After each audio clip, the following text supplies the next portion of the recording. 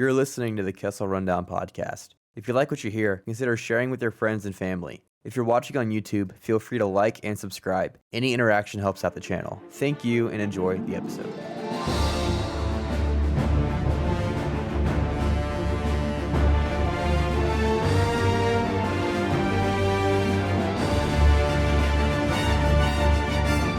Hello and welcome to the Kessel Rundown podcast, a Star Wars podcast where we discuss news, upcoming projects, and more from a galaxy far, far away. I'm Hunter Parcel, and to round out this dynamic duo, I'm joined with Ethan Benningfield. How are you doing today? What's up? It's been too long. It's been way too long. A whole entire Star Wars series has come and gone since we've made a podcast. Yeah. I think 7 episodes of the 12 of the Andor series have come out, and we just got to do our best to recap that. But we had planned, obviously, to do one episode for every arc, and it just didn't work out like that. Life's busy. Yeah. Life is life, and we're both, if this is your first time listening or you don't know us, we're both 22, 23. So we're kind of just trying to find our way in the world still. So sometimes that means working really, really hard for a couple months at a time. But the gas is letting off. It's Christmas time almost, and we're ready to talk some Star Wars. Definitely. To start talking about Star Wars, I guess we should get into some news today. All right, you're going to like this one. So Lucasfilm have finally released the date for the premiere of Season 3 of The Mandalorian, which is March 1st, 2023. So pretty close. The news was released at CCXP, which is a Comic-Con they hold in Brazil. Jon Favreau, when speaking at CCXP, said that the Season 3 of The Mandalorian is going to be bigger in scope than previous seasons, more space battles, more Mandalorians, and other surprises to come. Pedro Pascal, who plays Din Djarin, was also at CCXP, and he stated that it was an honor to be everyone's, and I quote, space daddy. I also want to note that he was also wearing Star Wars pajamas while on stage. He really is the best space daddy. Season 3 of The Mandalorian, March 1st, 2023. That's really close. Only 4-ish months away, three-ish months away. We also have the Bad Batch coming January 4th. So there is going to be some overlap. So, I mean, we have some content in the wings for us waiting to dive into. I guess The Mandalorian's gotten pushed back maybe a week or two. It was rumored to be mid-February, but I'm not mad about it. We'll see how long the Bad Batch season is. We shouldn't have too much of a break in between those two series. Personally, after watching Andor, I have a newfound love for smaller scope Star Wars, but I can appreciate that the need for Mandalorian to go big picture, with the fight over the throne for Mandalore, and there's going to be a civil war every 8 years on Mandalore. It's just the way things go. So, I'm excited. Same in the US. I'm excited to see, what direction Favreau and Filoni go with this, and how much Ahsoka show teases we're going to get in this. Are we going to get something crazy like Ezra showing up in the season finale or something like that, or is it going to stay relatively predictable? So. I'm excited for sure. And Bad Batch, I still need to grind through season 1. I made it a little bit in.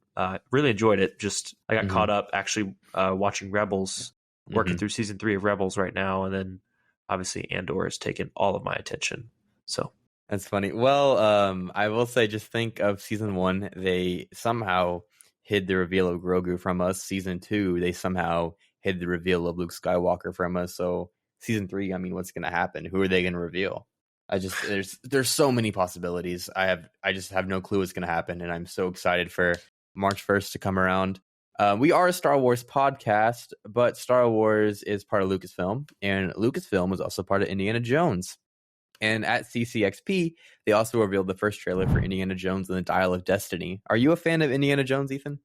I've seen all of them. I love Last Crusade. Because Sean Connery is hilarious. Although not the greatest feminist in the world, but nope. Yeah, I like Temple of Doom and Last Crusade, I think, are my favorites, but Crystal Skull kind of turned me off from future Indiana Jones endeavors. Yeah, I have to agree with you there. But Harrison Ford, during an interview, said that some of the story of Dial of Destiny is going to take place in the past, which means they're going to de-age Harrison Ford. Oh boy! And he said, but Harrison Ford said that the de-age technology in this film is the first time he's ever believed it. I mean, coming from Harrison Ford, the Grinch of all people, the lovable Grinch of all people, that's big.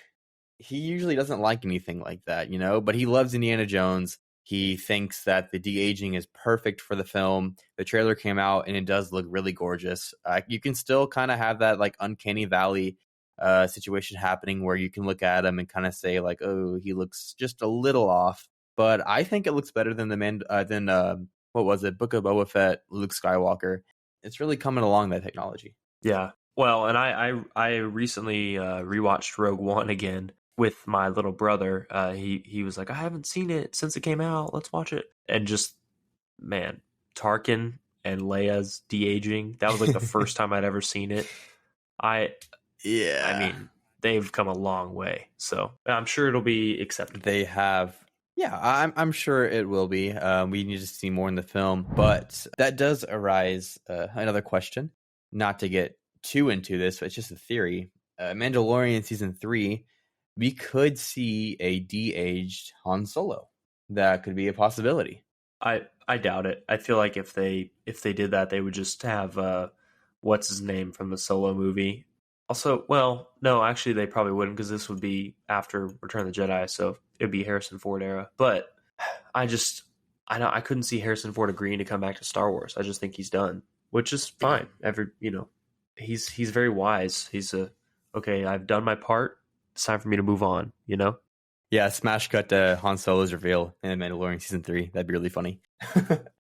So, moving on from all the Harrison Ford de-aging, we're going to ditch Harrison Ford for right now. Earlier this week on December 2nd, the official page for EA Star Wars on Twitter changed their profile picture and banner to promote Jedi Survivor, which still doesn't have a firm release date. Hey, this is Hunter from the future. While editing this episode, Star Wars decided to announce that Jedi Survivor will indeed be shown at the Game Awards on December 8th, along with the gameplay trailer. Leaks on Steam have this game releasing March 15th, but we'll get a concrete date during the stream. Back to the episode. So, no concrete date just yet, but me being me, I do have a pretty good idea when we might get a release date and trailer. So, the annual Game Awards, which is live this Thursday, December 8th, always comes out with like huge gaming reveals during its show. So last year's show had the concept trailer for Star Wars Eclipse, so it's not a huge stretch that Jedi Survivor will fully be shown there. There are rumors about the release date, which is late March. Now, there are reasons to back this date up, mainly because Jedi Battle Scars, which is a prequel tie-in novel to Jedi Survivor, releases March 7th. That kind of pivots into my other piece of news. So the official cover for Jedi Battle Scars was also revealed by StarWars.com. The cover drops a lot of bombs on us, mainly the blurb on the front, which reads, "In the years before Jedi Survivor." And the fifth brother is looming over the crew of the Mantis, making him the possible main antagonist for the book. This is a long one, so just bear with me. The official synopsis reads, Cal Kestis has built a life for himself with the crew of the Mantis. Together, Cal's crew has brought down bounty hunters, defeated Inquisitors, and even invaded Darth Vader himself. More importantly, Marin, Seer, Grease, and his faithful droid BD-1 are the closest thing Cal has to a family since the fall of the Jedi Order. Even as the galaxy's future grows more uncertain by the day, with each blow struck against the Empire, the Mantis crew grows more daring. On what should be a routine mission, they meet a stormtrooper determined to chart her own course with the help of Cal and the crew. In exchange for help starting a new life, the Imperial deserter brings word of a powerful, potentially invaluable tool for their fight against the Empire. And even better, she can help them get to it. The only catch, pursuing it, will bring them in the path of one of the Empire's most dangerous servants, the Inquisitor known as the Fifth Brother. So can the Imperial deserter truly be trusted? And while Cal and his friends have survived run-ins with Inquisitors before, how many times can they invade the Empire before their luck runs out? So yeah, March 7th. I know you haven't played Jedi Fallen Order. You don't really know the story. I gave you a quick rundown of just like the main points. But I am over the moon about this information. We were given this like bombshell trailer almost a year ago now, and just radio silence ever since. So just like the thought of like in a few days we'll have all this information of a huge Star Wars story taking place kind of around the same time as Kenobi. It's pretty interesting. Do you have anything to add with this? Are you excited about it? Are you excited for me to talk your ear off about it? Yeah, I mean, I think Cal Kestis' story is really interesting. So I'd be interested to read a book, further explain that story. Mm-hmm. But me, I'm not really a gamer, so I'll have to hear from you how that game goes, or play it every once in a while when I'm with you or with my brother or something. But like the new Call of Duty came out, and I was hanging out with my wife's cousins, and I watched them play for a little bit. I was like, oh, seems fun, but I don't really have a need to play it. So that's kind of how my attitude towards video games in general. But I love books, and I've read a couple of the newer Star Wars books, and I really enjoyed them. So we went over the Brotherhood book and Catalyst. Yeah, I'm always down for good books. So who knows if it's a higher level reading book like Catalyst definitely was, then I'll probably be interested. If it's like a something you'd find in your elementary school library, then I might skip it. But well, just coming from like the rating of the game, which is T for teen, and it kind of does delve into some more gruesome parts of Star Wars. This is probably just going to be just a regular novel, not like a YA novel, just a regular Star Wars novel, probably akin to Brotherhood, or maybe that one book that came out before Rise of Skywalker. I can't remember it, but yeah, I don't think it's going to be too kiddish, so you should have a good time reading it. I'm also pretty interested to see how they translate Cal into book form and not just video game form, because you're controlling that character, and now in the book you're not really controlling. So I don't know if it's going to be like a third person omniscient point of view where you can kind of gauge everyone's thoughts and feelings, or it's just going to be Cal centric. Who knows? We'll have to wait until March 7th to see. Third person omniscient, but throw it back to junior year English class. But that's what I dug that out real far back. That's an interesting point, because in a video game you can kind of just create this avatar and people fill in the story for you, and it's almost less work, right? You just have to animate this guy and give him a general backstory, and you as a player kind of play out your own story. It'll be interesting, them sketching out a whole personality for this guy and all that. So that I'm interested to read about that for sure. What else we got? We got the Andor discussion. So if you're ready, I'm ready. Let's talk about Andor. All right, Hunter. So let's go ahead and jump into this Andor discussion. So obviously last podcast we recorded mid-October. There have been, I think, 4 or 5 episodes released, and we were talking about the first arc, the first 3. Now life, as we said, caught up with us, and we just haven't been able to record. So obviously the first season is over. So what we're going to do is spend a few minutes on each of the arcs. Episodes 4, 5, and 6 would be what we call the Aldhani arc, where Cassian is recruited and takes part in the Aldhani heist. And then episodes 7 through 10 would be the fallout from that heist, and then the what we call the jail arc, or the prison arc. And then we'll spend, I would assume, a longer amount of time for the last couple episodes that just came out in the past week or two, because that wrapped up the season and sends us flying into season 2, which doesn't come out for like a year and a half. So yep, high expectations. So the Aldhani arc, remember we left off after the big reveal, the big kind of had its own finale in a way of the first 3 episodes. We left off there, Cassian and Luthen escaping Ferrix and making their way off world, and we later learned they landed on Aldhani, right in the middle of nowhere in the Scottish Highlands. It looked great. So episode 4, Aldhani, episode 5, The Axe Forgets, and episode 6, The Eye, would make up this arc. And basically they're planning a heist, right? They are going to steal, what was it, like 80 million credits or something? It was enough payroll for an entire sector of the galaxy.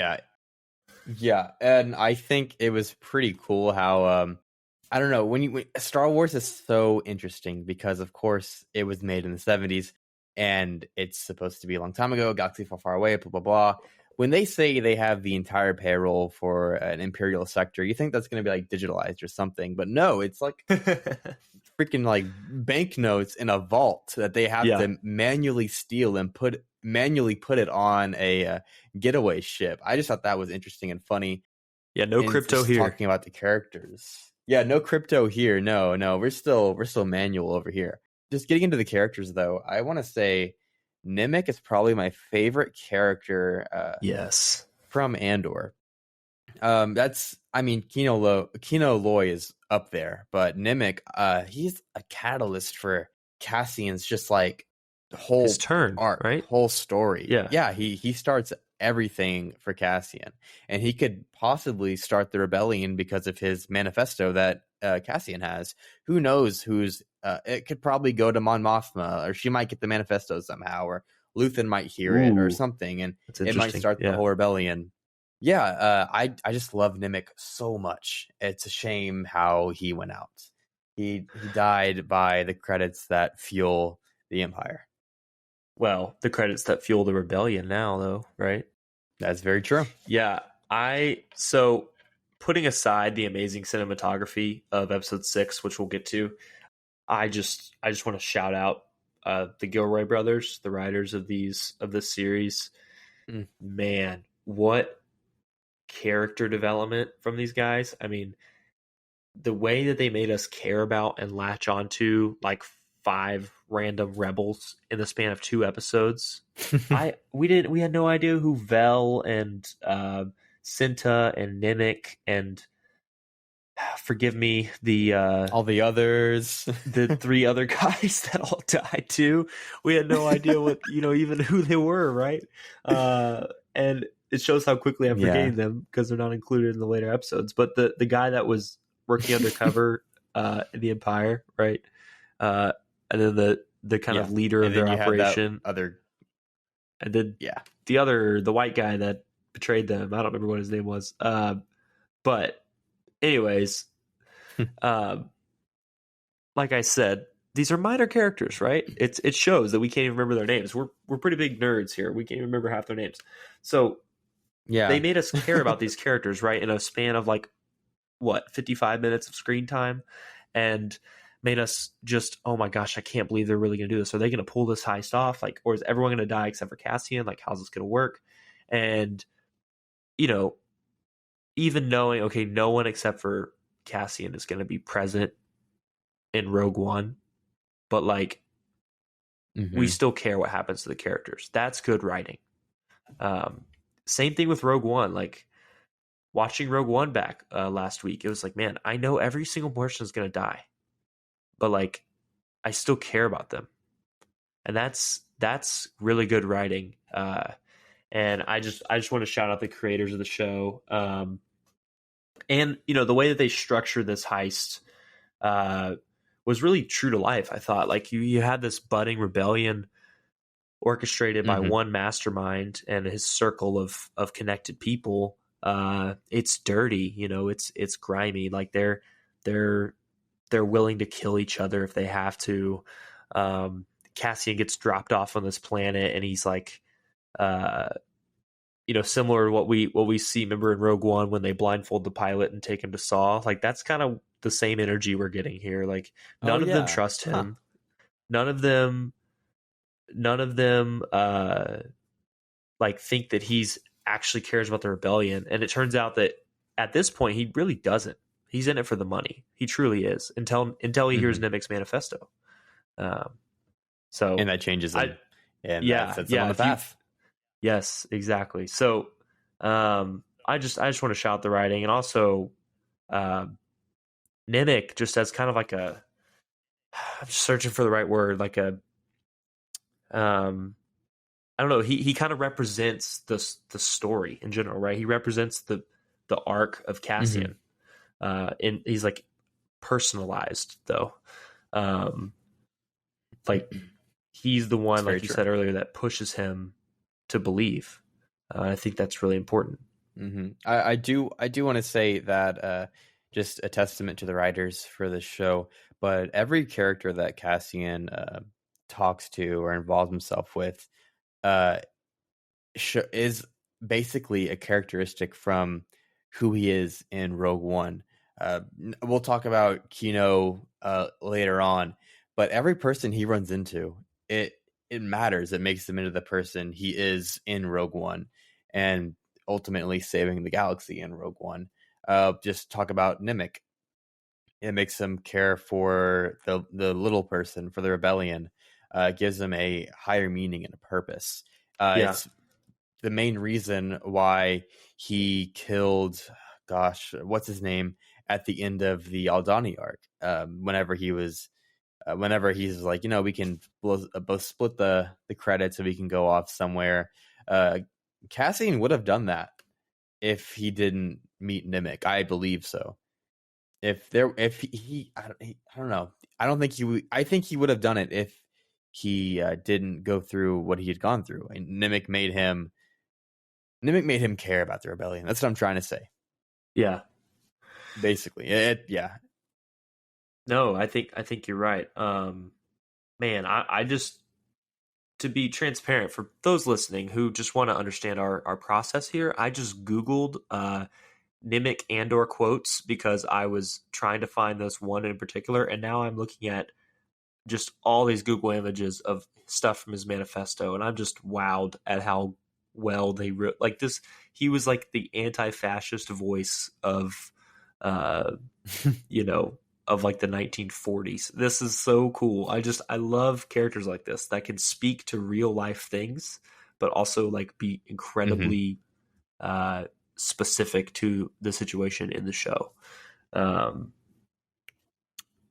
think I'm trying to find that quote that what was the quote that he said that the attack from below, the one they won't expect.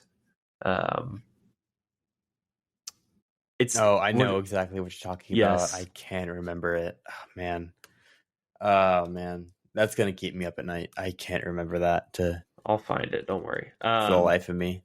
But yeah, what did we think about the climax of this arc with episode 6? Aldani, or no, episode 6 was called The Eye, with the actual heist that went on. I thought that it was amazing, to say the least. I thought the who was it? The Imperial. As we talk about this, we haven't seen the episode probably since it released 2 months ago, so some names are escaping us. But the Imperial contractor who was there, it's just, I don't know. It there was a moment where they all were captured, and the Imperial was the hero. He wanted to save the kid. They got captured with them, and during the interrogation or whenever it was, I think, was it Cassian or someone killed him for trying to protect the kid, and it really just showed how muddled the scene was and how muddled the whole rebellion is. It's like we said before the show came out, Andor was going to be the dark underbelly of the rebellion's process. We're not going to see the space wizards fighting for good. We're going to see how the space wizards were given the tools to fight for good. We're going to see all the dirty stuff about it. And we saw that. I mean, they threatened a child's life, and we still don't know what they did to those people after they were tied up and left at the Imperial station. Cinta might have just, killed them, or, I mean, I would probably think so because they didn't really go after her or anything. Or she could have just left him tied up. Who knows? Yeah. Yeah. Deep stuff, man. Just a couple Nimic quotes. Just to make you think. And this is might get a little meta, but as a on a personal level, I consider myself like a spiritual person. And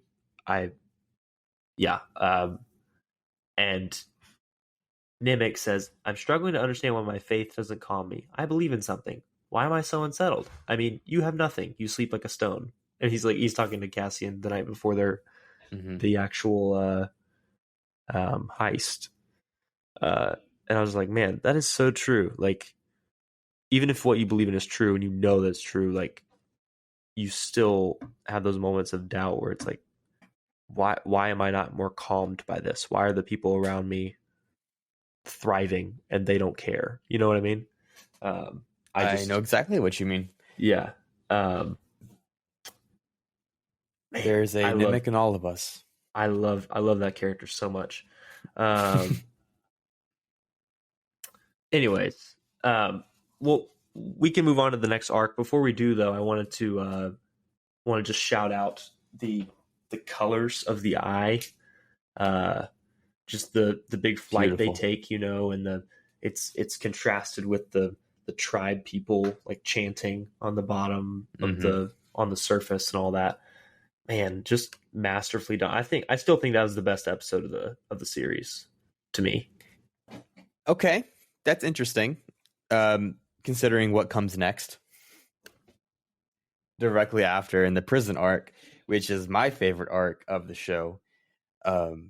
Man, every episode of this show is gold, but that prison arc was just insane. So we start with Cassian. He ran away to a different planet. What was it? Neamos, I believe so. Something like that. Yeah. It was like Yeah. it was basically Miami. Yeah. Yeah, it was Space Miami. Kind of like on the same grounds as like Canto Bight being Space Vegas. It was Space Miami. So he goes there to run away. I believe that the episode after the Eye was kind of a break in between arcs where Cassian goes back home to try to take Marva and B2 with him, but Yes. Marva says no, that she wants to stay and kind of start a rebellion on Ferrix. Yeah, And, episode 7 announcement, that's what it's called. It's the ISB and the Empire announcing their crackdown on rebellions everywhere and that they're tripling the sentences and all that stuff. Yeah. And that's also when we get back to our favorite character, Cyril Karn. He's living with his mother. And he's living with his mother. His uncle gets him a job. He is just, man. He's a normal guy. He's a normal guy living on Coruscant. So he goes back. He has a nice, cushy surveillance job, inputting code or something. Who knows? But I mean, later on, we find out that he's really been trying to meet with the ISB to get to the bottom of all this Andor stuff. He was trying to get to something else too with our gal Dedramiro. Yeah, definitely. We're gonna see more of that later on. But so Andor, he goes to the shop to get something, and he's a victim of like stormtrooper brutality. I wouldn't say like police brutality. I don't know, but he's wrongfully accused of doing something bad.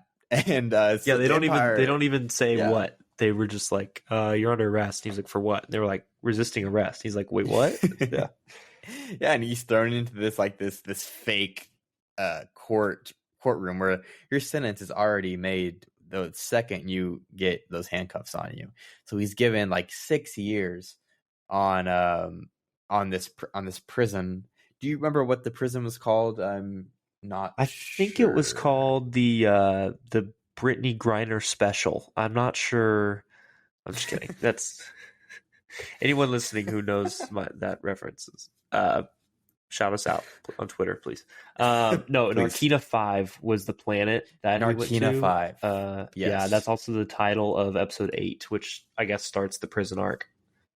Mm-hmm. So he gets to Narkina 5, and it's this sterile, white, cold environment where not even the guards have any weapons on them. The weapons are, what was it, like a magnetized floor?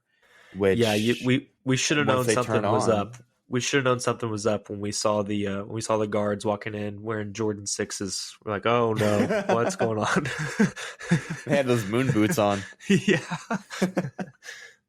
So basically, this prison is a labor camp, really.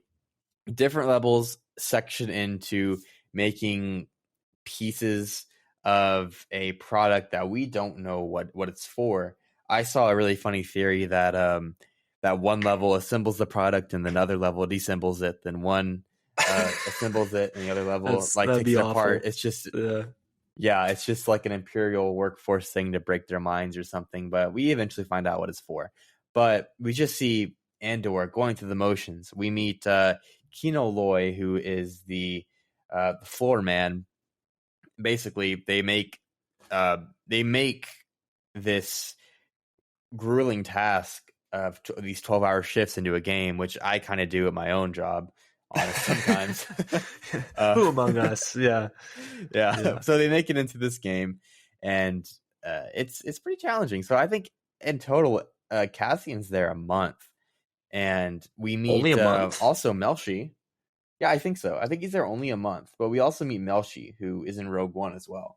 Did you catch Melshi whenever you So rewatched Rogue One? at the time I did not, but obviously I heard about it and saw it on the internet. And then when I rewatched Rogue One last week after the end of Andor, I was like, oh, there he is. And I was just watching him the whole time that he was in the scene. And then he died. Yeah, then just he died. like yeah, that sucked. yeah, it's terrible. It's terrible. But through this arc, we also are cutting back and forth to Mon Mothma. She's meeting with Luthen, trying to see really who was behind Aldhani. And I believe this is also when Luthen meets Saw Gerrera, and Saw is asking, yes, was it you behind the Aldhani thing? And he's like, nah, like I thought it was you. Kind of like, this Shadow Rebellion's happening. Nobody really knows what's happening, and also the ISB is cracking down on what was his name, Anton Kruger, and the Anto Krieger, Anto Krieger. Dang, I was like off by a syllable. Oh, you were close. Yeah. But yeah, we also see him. He's also leading a resistance, kind of like Saw's partisans. But the prison arc eventually. Can I cut in real quick? Do you want to talk about? Yeah, go ahead. So I just thought it was really interesting that they kind of laid out the landscape of pre-unified rebellion before Mon Mothma makes the big speech in Rebels, and it all kind of comes together. You have Krieger's troops, Saw's what did you call them? Partisans, and then Luthen kind of trying to orchestrate everything. But he's got his own people, as we see later with Vel and Cinta on Coruscant. He's got his own spies and everything. Everyone's got their own network, and they work together a little bit, but they don't share resources unless it's like this weird trade. Like Luthen comes to Saw and he's like, I'll give you this if you give me this. It's not like a direct chain of command like we'll see later. So I loved that. That's an era we really haven't seen before, Obviously in Rebels we see this one little group, but we don't see like the infighting as much. And man, that scene with Forrest Whitaker and Stellan Skarsgård, where they're sitting across from each other, and he's like, "Join up with Krieger, help us fight." And then Whitaker, obviously playing Saw Gerrera, just goes on this tangent about separatists. Whatever he said, what does he say? Like enlightened Republicans, or I don't know what he says. He lists off like all these ists. Yeah, and he also talks about human like extremists, kind of like the Empire. They're human extremists. They don't. With that one line when he's like, "They are lost." Like that might be my favorite interaction in the whole series, just because that is so true to what we know about Saw. They continued that character perfectly. And I just love that exchange there. And then obviously Luthen has to come crawling back later when he decides he's going to send Krieger to his death. But yeah, I don't know if that might be in episode 11. I'm sorry for stepping on that, but man, I just love all the Saw Gerrera content that we get. I mean, when you start talking about Saw, you can't really stop. I mean, you just want to talk about him. But let's move on. Do you want to talk about how this prison arc kind of unfolds after Cassian gets a little comfortable? Yeah, once he kind of, the first episode, I guess episode 8, where he's just so overwhelmed, and I love that. Like he's so just shocked. Like he's like, what's going on? Like, and before long, like he starts, okay, I'm used to the work. I can do this.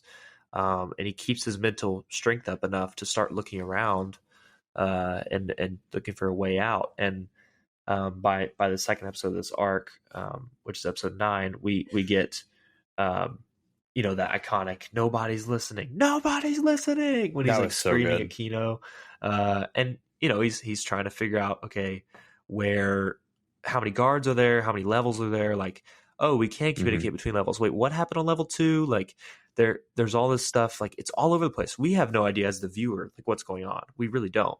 And that's they did a great job with that. because you really have no idea how far along they are in this plan. Like, you just know that everything seems impossible all the time until it's not. And until Kino turns, I guess that's at the end of episode 9, where he's walking out. Yeah, well, you can talk about that since Kino's so your we guy. learn. Oh, Kino is my guy. So we learn that the prison killed an entire floor just for finding out that nobody leaves this place. Kino, I don't remember how many days he had left. I think he had about 200 days left. I don't remember. But there was one character who only had 40 days left. Do you remember his name? He was the older guy who had a stroke. No. Well, we have this older guy.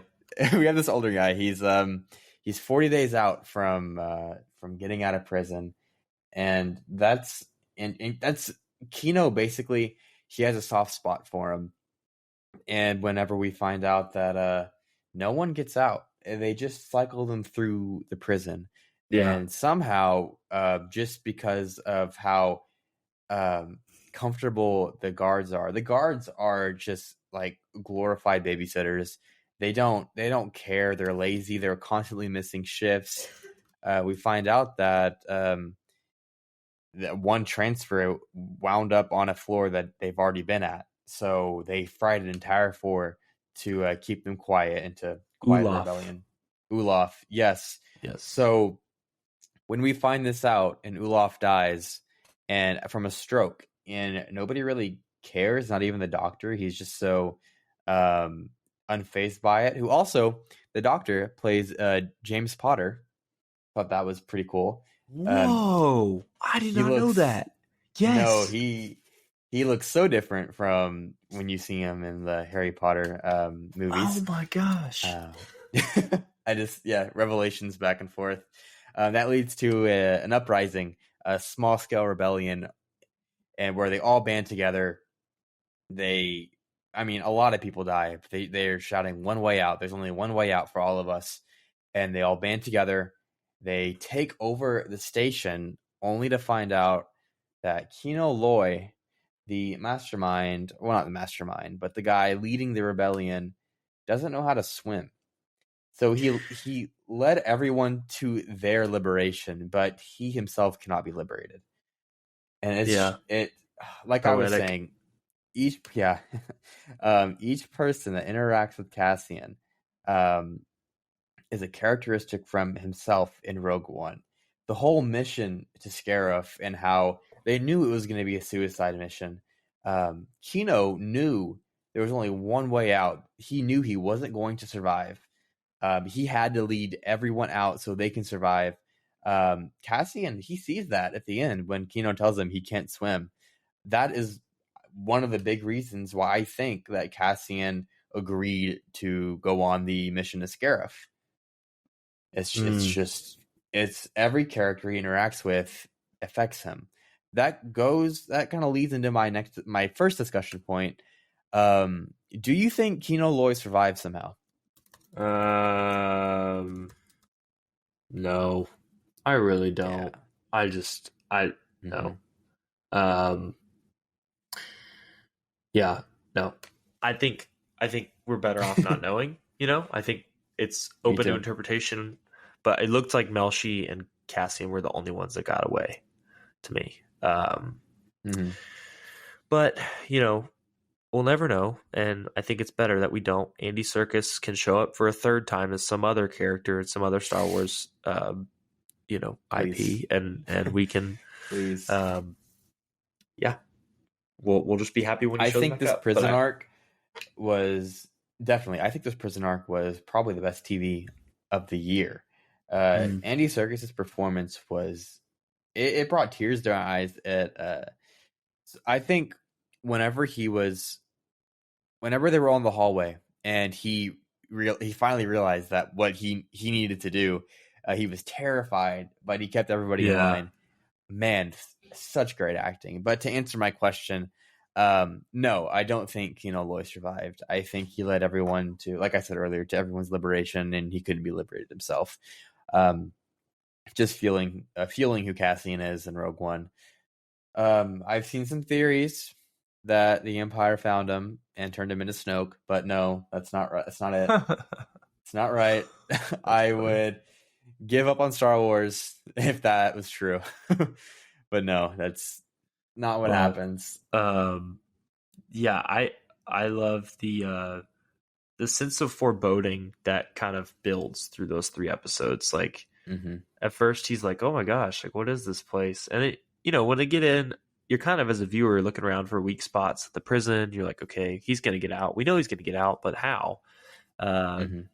and then when they start working, and it goes to that montage of the daily work where they're sliding that thing into place, where it's like that sound, and it like Mm-hmm. every day ends like that, and it just keeps going and going. And I think it's when they tell us like he's been there a month, and Cassian's just like freaking out, like he doesn't know what's going on, like he doesn't know how he's going to survive.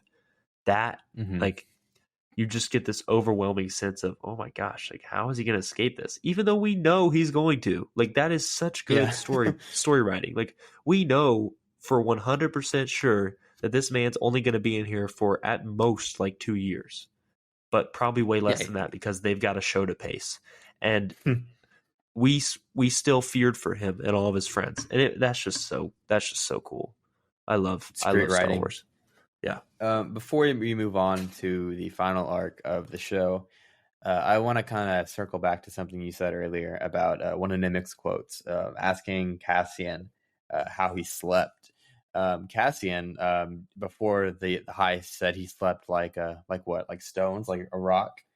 Yeah. He was able to sleep before it because he had really nothing. He had no faith. He had nothing to believe in. He had nothing to lose. Yeah. Yeah, he had nothing to lose, really. But the night before the rebellion on Narkina 5, he can't sleep. And I think that is such a great small detail for just some people to catch, not everyone. But he can't sleep that night. And it's just harkening back to Nemec. I don't know if that was intentional. It had to be. Just the way this show was written, it had to be intentional. But great little points of amazing writing. Yeah. No, for sure. I agree. I'd say. What do you think Nimic was your second favorite? Like, would you say Kino, Nimic, and then Cassian? Like, how would you rate your top 3 characters this season before we move on to the finale? I would have to say it's Kino, Nimic, and then Brasso. Kino, Brasso Nimic, is such a good Brasso. character to me. Remind me who Brasso is. Brasso, it's fine. There's a lot of characters in this show. Brasso is Cassian's best friend, the one who looked after B2 after Marva. Oh man, what a man! We'll talk about it later. Yeah. So what a hunk. I would say 1 is Luthen, 2 is Cassian, Ooh, okay. and then 3. I guess Nimic, just because he made me feel things that I didn't think I was going to feel watching Star Wars. After Kenobi and Boba Fett, I was a little down on the whole experience. And man, he made me believe again. Let's good. Let's move on to the last couple episodes. So episode 11. Let me find that title real quick. And then we had the finale episode 2. So episode 11, Daughter of Ferrix. This is Marva's death. This is, Cassian's trying to come back. He says goodbye to Melshi. And he's, he's heading back. I really didn't know at the end of this episode if he was going to come back for the funeral. I was like, no way, right? No way. And then as the week went on, I was like, oh, I guess, yeah, this makes sense. Everyone's going to come to the same place for the finale. And then, just to continue with the brief overview here, episode 12, Rick's Road. It's a powder keg, right? Ferrix is ready to blow, and Marva's hologram Tupac at Coachella speech gets everybody riled up, and then Brasso smacks that guy with a brick, and then here we go. And he smacks him with Marva. Yes. So before we get into specifics, Cassian watches as the funeral unfolds, and then all hell breaks loose, and Luthen's mind is changed about what he believes about rebellion, and Cassian ends up joining Luthen at the end, and we just have an awesome fight scene, and yeah.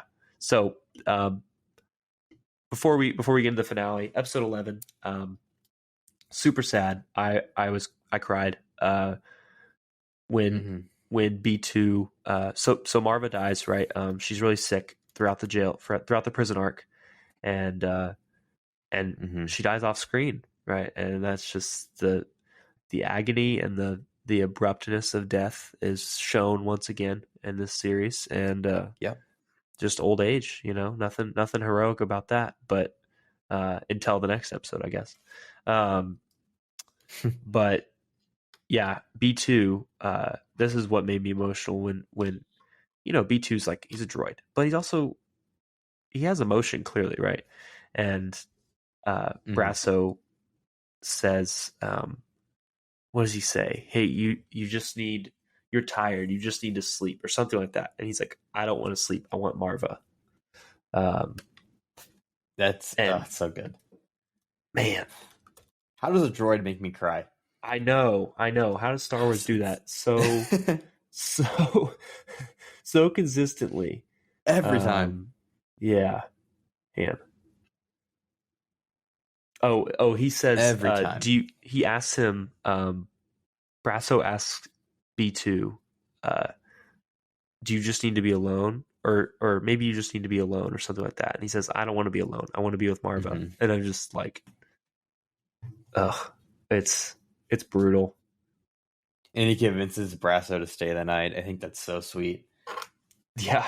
Brasso's like, it tugs on the heartstrings a little bit. Yeah. So. Well, before we talk about Ferrix in these last two episodes, let's talk about Luthen real quick. So he goes crawling back to Saw after everything that happened. And he reveals to Saw that he has people in the ISB. And he tells this to Saw to... I don't know why I'm blanking. Why does he tell this to Saw? Well, okay, so he originally wanted Saw to help Krieger, and then he found out that the ISB knew about Krieger's invasion. So he basically sacrificed Krieger to save his mole, to save his spy. So he goes to Saw and basically tries to trick him into backing out of the invasion. Because Saw's like, I'm ready to go, let's go. And they have this awkward moment where Luthen's like, about that. Hey, we're not going. Yeah. Yeah, so it again just shows the dirty side of the rebellion. We see a page turn with Luthen in episode 12. We'll talk about that once we get there. But to this point in the story, Luthen has, as he revealed in episode 10 with his little dialogue with the ISB informant, the rebellion is everything to him. He's given everything for the rebellion. His humanity, his soul, his family, what everything. A freaking monologue. Yeah. Oh man, that's top 10 monologues that I've ever heard. It was so good. That is that is Kenneth Branagh, Henry V level monologue skills. I was blown away. It is up there. Same way he had his little monologue in episode 3 when he was told Cassian, he was like, don't you want to fight these bastards for real? Yeah. And you can just hear the desperation and hope in his voice, and my eyes are starting to swell, and I'm like, I want to fight these bastards for real. What are you talking about? Put me in, coach, please. Yeah. But yeah, so he escapes on his ship, which has a lot more tricks than we thought it did. He takes down the tracking device and the what is it called? The tractor beam device for this Star Destroyer. It's not a Star Destroyer, but I can't think of the word for it right now. It's just but like a patrol ship. Patrol ship. It looks like, yeah. Yeah. He takes it out, and he has lightsabers in the ship. It's freaking cool. He ruins that officer's day. Yeah. I was at home by myself. I was just so shocked. with the lights off. It was like 8 p.m. My wife was, I don't know where she was, at a meeting or something, and I think I was drinking like a dark beer, which I always do when I watch Star Wars for some reason, and I literally, when the big lasers went out, I tend to think of myself as like a thoughtful guy, right? I approach shows and movies with a certain intellectual gravity. I like to think, I call them films if I want to sound smart. And when those lightsabers came out, I turned into a 4-year-old. I was like, oh, and like I could not contain myself. Like, this dude had huge lasers sticking out the side of his ship. Why have we never seen this before? Where's this been all my life? Big red laser causes neuron activation. It was basically like that. I saw it and I went, oh my god! Like all of my inhibitions, just, oh man, I let loose. It was like 3 a.m. for me. I watched these episodes as they come out, so I kind of hyped myself up all day and all night, and then I get to the 2 a.m. and I watch it all through, and then at 3 a.m. I'm like, dang, I need to go to bed, but I'm hyped on this. And those stupid red beams had me up until 5 a.m.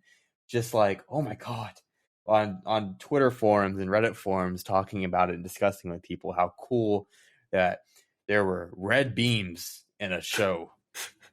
Gosh, it was so cool. But what has Star Wars done to me? Yeah. What have they done to our brains? I don't know, but I'm not mad.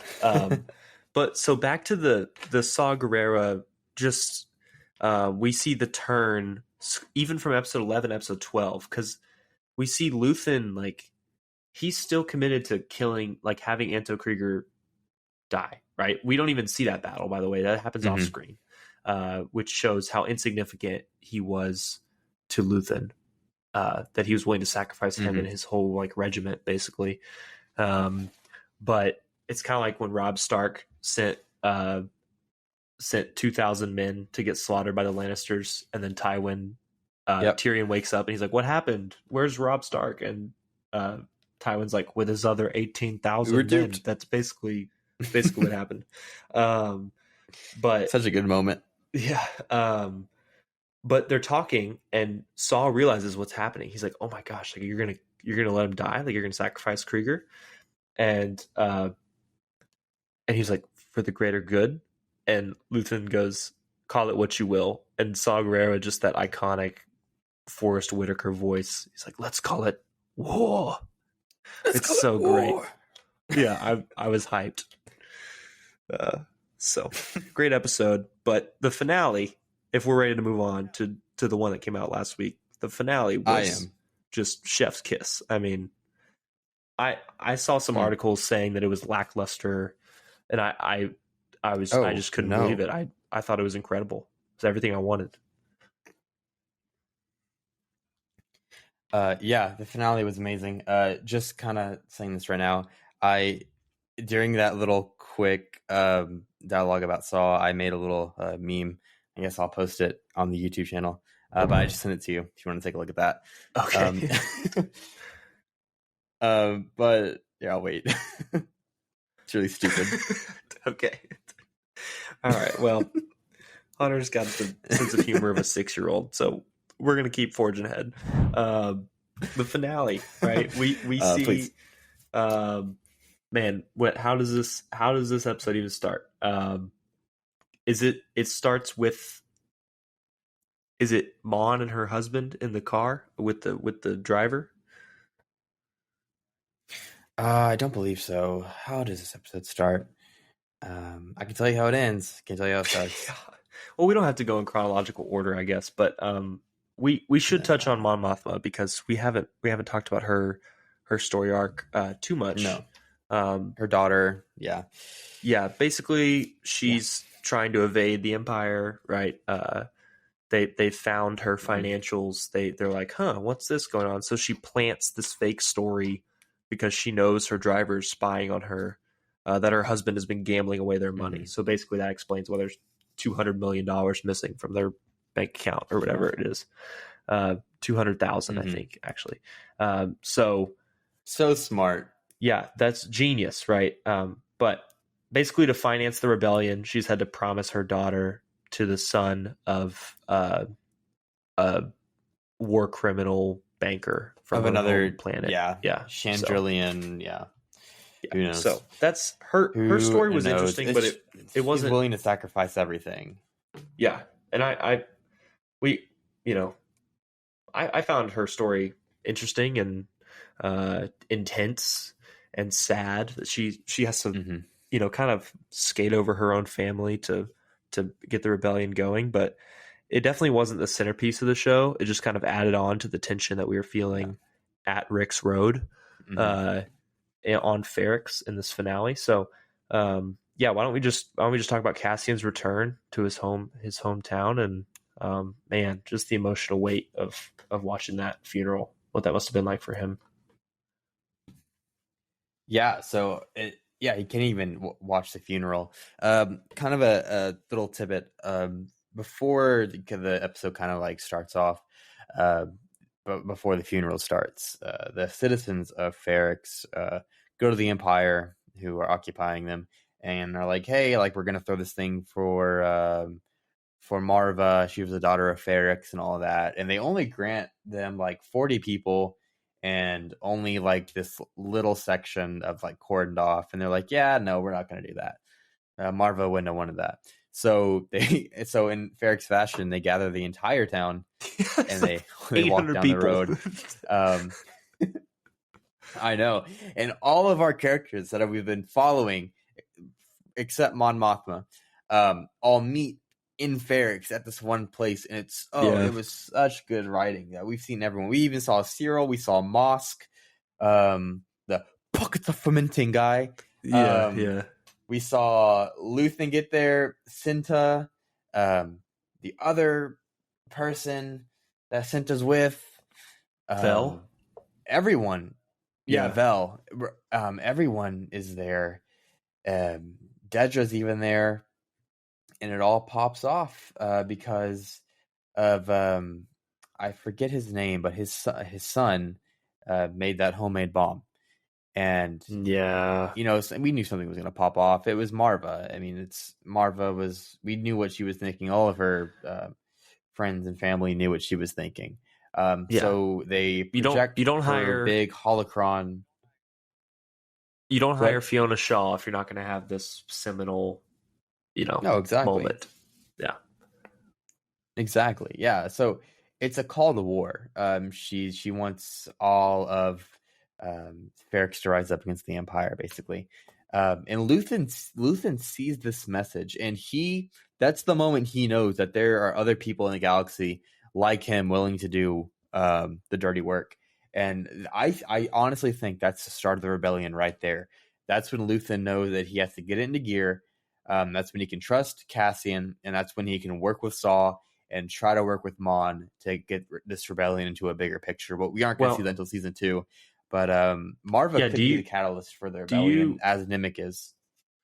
Yeah. So do you think that Luthen? I mean, I just kind of assumed when I was watching, like, obviously he's stone-faced, but you can kind of see his mind shifting from, I'm going to play dirty to like, man, there's real hope. Like the whole rebellions are built on hope thing that Cassian will say later in Rogue One.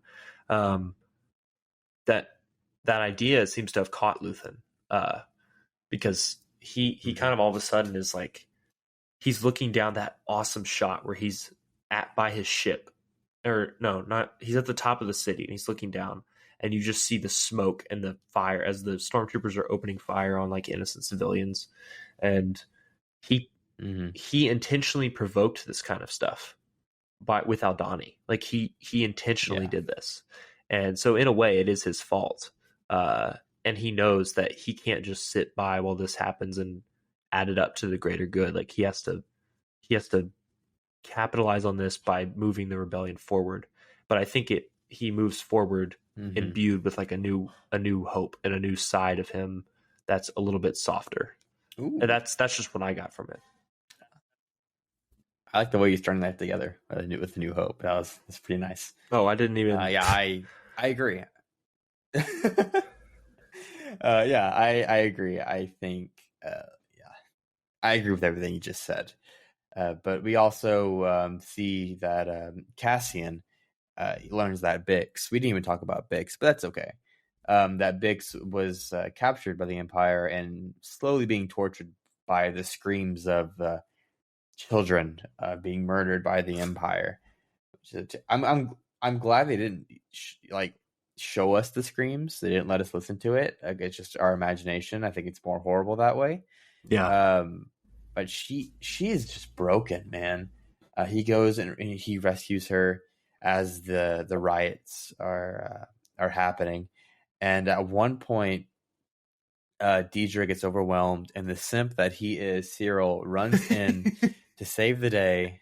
And there's a moment at the end where where Deidre kind of realizes that Cyril isn't this weird person who's always like a wayward puppy. You know, he can actually do some good. So that goes on to my next discussion question. So, what do you think will happen to Cyril now that he and Deidre are on good terms? I'm just putting this out there. Cinta did kill one of Deidre's assassins, so that leaves a job opening for Cyril. Maybe not an assassin, but there's still a job opening. I don't know, man. I really thought she was going to kill him when she saw him, but maybe they'll start going out. I don't know. I was kind of just grossed out by that moment. Cyril is the perfect poster boy for the Empire. He just eats up all their lies and all their propaganda. There's no way he's gonna turn to the rebellion. There's absolutely no hope. He's gonna live and die by it. So I think that him and Deidre are gonna start working together to capture Andor and kind of put down this rebellion threat, because there has to be consequences on Ferrix, because eventually Deidre has to return to the ISB and explain what happened. So there have to be consequences. But we'll see. Maybe this will kick the ISB into gear, and we'll see. Yeah, definitely. This is probably what will happen. That leads Agent Callus to be given the position he's given in Rebels, and for further boots to be put on different planets by the Empire. It is, like I've been saying it a lot, it's a catalyst for the rebellion. But yeah, that's what I think is going to happen. We also see at the end of the riot, Sergeant Mosk, who's kind of just sitting in an alleyway, kind of contemplating life. So what do you think? What do you think he's thinking about? Sergeant Mosk. Oh, yeah. I don't know. I don't think we'll see him in the next season. I think he's, I'm good. I'm good leaving him where he is. Seems really? He's fun, but just kind of seems like a good couple episode character. Not much else going on there. I loved the phone call that he had with Cyril about like where they're just missing each other. No, I can't hear you. What? Yes, Cassian. Yes, Andor. Yes, and he's like, that's funny, screaming. And Cyril's mom is just standing in the corner, looking so disapproving at him. Yeah. I think he's a very good character. I hope they bring him back for season 2, because he could be a good little thorn in the side of Cyril as Cyril gains rank in the ISB or whatever is going to happen. He could be a good little like how Donkey is the Shrek, But I did see something though whenever he was in the alleyway, kind of all woe is me. You have to think that after they were disbanded, after him and Cyril were disbanded from their failure on Ferrix, they went into 2 very separate directions. Cyril went back to Coruscant, back to his mother's house, and worked a cushy job. But Mosk went back to like hard labor. Like he saw how the Empire treats their citizens. So maybe he's thinking he's hearing Marva's words in his head. Maybe he's thinking maybe the Empire doesn't have the best in mind for us. So I hope that he can continue in season 2, and he's going to be a little thorn in Cyril's side. But who knows? I'm not the writer, thank God, or else show would have been a lot worse than it was if I wrote it. There's no way I can write like them. But yeah, that basically ends the arc and the show. Andor gets all of his friends onto a transport away off Ferrix, and he goes and joins Luthen, and Luthen accepts him. And on to Let me just season say 2. that I definitely thought that ship was going to get shot down as he sent me off too. all the I was expendable waiting people for it. that Andor cares about into the sunset. I was like, that's getting shot down. But it didn't, which is good. So, yeah, and I thought he might kill Luthen at the end. Like, I was prepared for anything. But Mhm. I like the way it ended. It put a bow on things. I loved the fight scene on Ferrix, like with the riot gear, and they're trying so hard to not just start opening fire on the citizens. They're brutal. They're using brutal tactics, but they're not like they understand, okay, we have to keep them in line. We can't just kill them. And then as soon as that guy throws the bomb, it's like, okay, open fire. And it's over. And then it was over. The stormtroopers, for the first time in a while, were scary. And we're just picking off citizens one by one. And I was just like, I was so scared for everybody. They were hitting their shots. Yeah. So that moment whenever one of the commanders sent Stormtrooper up the bell tower, you know that Stormtrooper wasn't going to make it. Dude, what a freaking Spartan kick. Just, I thought he was going to go Boba Fett, with the hammer to the armor, like in Mandalorian season 2. For some reason, I was thinking knee rockets, and I was like, what? But okay, that makes more sense. No, yeah, I thought he was going to just hit him with that hammer, but he just kicked him, which is much more efficient. So much more effective, yeah. Yeah, I liked it. I liked it a lot. Is that Favreau that plays that guy? Man. I don't think so, but I could be wrong. In my headcanon, it is. But yeah, overall, what an incredible season! What an incredible series! Hopefully we're going to get. Obviously, we're going to get at least one more season, and it'll just send us rocketing right into Rogue One, and we'll be able to cry about it when it's over. Sounds like things are getting rolling with season 2. Yeah.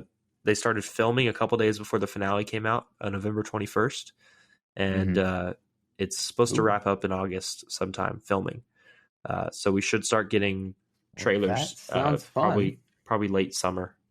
So good. Well, let's not forget the post-credit scene. We see that what Cassian was building on Narkina 5 is the Death Star. Components for the Death Star. He was building what was going to kill him eventually, which is very sad. But as George Lucas says, it's like poetry; it rhymes. We kind of always come back to this on this podcast somehow. But yeah, I have 2 more discussion questions, and then we can start to wrap up this podcast. So there's been a theory going around online. I'm going to kind of shoot this to you, see how you like it, and see if you can stand behind it. So obviously B2 isn't in Rogue One, so something has to happen to him in season 2. So do you think that Cassian somehow uses B2's chip to reprogram K2SO when they eventually meet, kind of like how Lando did with L3's chip when he uploaded her to the Millennium Falcon? That could be a really good way of passing the torch and kind of getting us involved with K2. I saw it float around on some subreddits for Star Wars, but what do you think about that? I've heard that before. I've heard that theory before. I think it's interesting. I just think we're probably not going to see B2 and Brasso again. I honestly think maybe Bix shows up in season 2, but unfortunately, not to be a killjoy, I just don't think that those characters that were on that ship are meant to be seen again. I think the next season is going to be about the rebellion in a bigger sense. They tease so much with the Mon Mothma stuff. Okay. I just don't think that they're going to dive into the personal life of Cassian much more.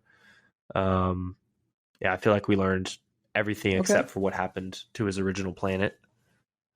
which is still left unresolved. But I just maybe Mm-hmm. B2 will show back up, but I don't really see any significant character development with that. But yeah, well, I will say that I liked that theory. Initially I did, but the more I thought about it, I just like K2 as a separate character. You know, he has such charm, and I just can't see B2 acting like K2. yeah, K2 doesn't have any That's sadness my thought. I have in him. no. He doesn't. He doesn't like talk about Marva every second. I have one more discussion question for you. This one gets really, really deep. So sorry about that in advance. So, what do you agree with more? Yoda's "Do or do not, there is no try," or Nimic's manifesto urging the galaxy just to try? What statement do you agree with? I have been anti Yoda for a long time now, and I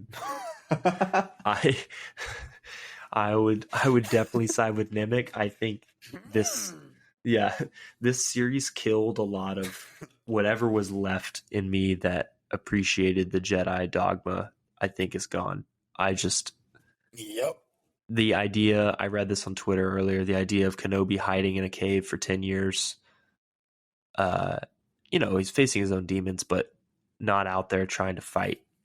Not out there knowing that he's one of the only people in the galaxy that can actually fight Vader one-on-one. Obviously, I guess he didn't really know if Vader was in existence, but I just don't love the whole idea of self-reflection to the point of inaction.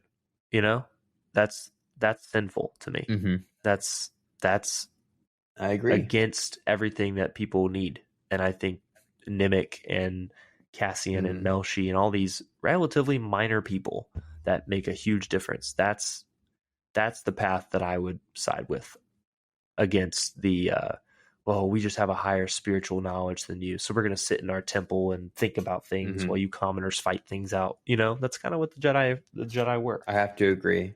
Yeah, I have to agree. There's no space wizard saving them, so they have to try. The space wizards, the Jedi, have the luxury of do or do not. There is no try. They have that luxury. These common folk, like, I'm team common folk all the way. In any piece of media I watch, watching Game of Thrones, I'm team common folk. House of Dragon, team common folk. So you have to try. You don't have plot armor on. You don't have a lightsaber. You have to try, or the rebellion isn't going to happen. We see Luke and Obi-Wan kind of happenstance into the rebellion in A New Hope, but no, there's a reason why the rebellion's here, and it's because of normal, everyday people just trying to get by and trying to have a better future for their kids and for themselves as well. Amen. Well, I think that's a good place to wrap Nimic up. Is so much better than Yoda. Yes, I agree. It's a pro Nimic podcast. Yep, that's a good place to wrap things up with our philosophical treatise on Andor. Thank you guys for hanging with us. I appreciate the patience. Definitely.